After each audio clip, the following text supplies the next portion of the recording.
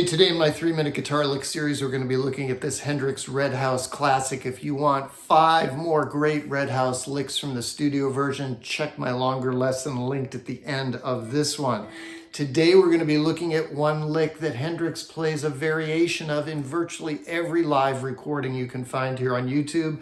I'm linking one at the end today that's the most similar to what I attempted to do there in the beginning. I'm going to be showing it to you in the key of A, just for simplicity's sake. You're going to start off up here at the 9th fret. That's your D7 shape from the open position brought up here, right? A chord, A7. And you should know from the way Hendrix starts the studio version of Red House that you can always play around with this 7 chord, arpeggiating it, doing other things, and go down 1 fret, a half step, to create tension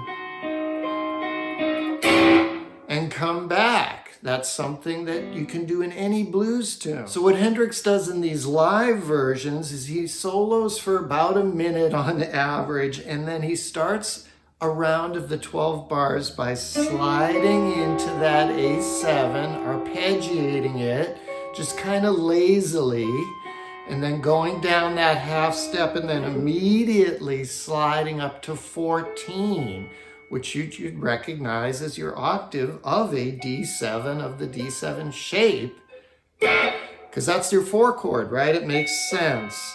And then he goes,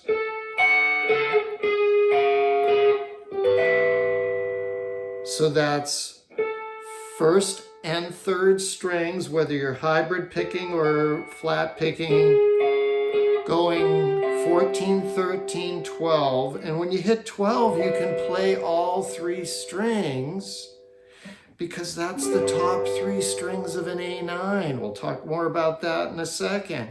But what he does on the version that I link at the end is then he just 4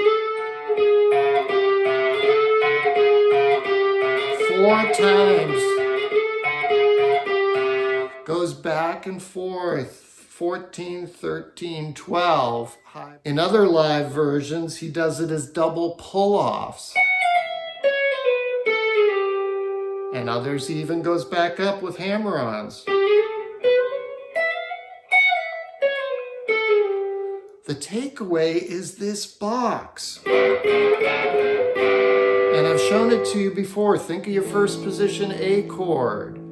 This is the octave of it. There's your A triad. The top string is the 6. So what you've got is the top 3 strings of an A6. And as I showed you a second ago, at 12, 2 frets down, you've got the top 3 strings of an A9. So you're going between an A6 and an A9, and you can do so much in that box, which ends on the dominant 7 note, the bluesy note there.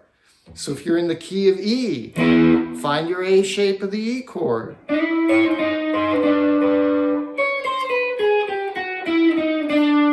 you've got all these incredible licks, whether they're chromatic or not. So take that away today. It's a killer lick that you can use in blues and rock and lots of other environments. Check out these other Red House licks in my lesson linked here. Thanks as always for joining me. See you next time.